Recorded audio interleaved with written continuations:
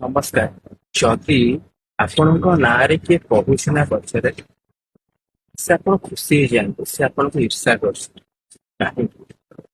କାରଣ ଗୋଟେ ଲୋକ ସେଇ ଲୋକକୁ ଇର୍ଷା କରେ ଯିଏ ତାଠୁ ଗୋଟେ ପାଦ ଆଗକୁ ଥାଏ।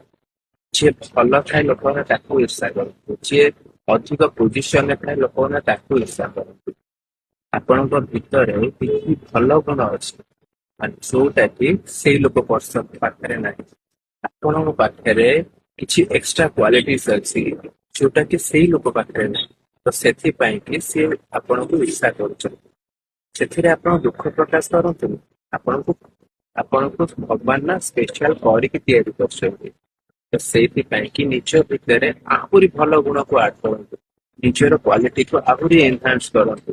ନିଜର ପୋଜିସନକୁ ଆହୁରି ଉପରକୁ ନିଅନ୍ତୁ। ଯାହା ଫଳରେ ଆପଣ ଜାଣିବେ ଯେ ଆପଣ ସକ୍ସେସ ର ଗୋଟେ ପାଦ ଆଗକୁ ପହଞ୍ଚି ଯାଉଛି। ରାଧେ ରାଧେ।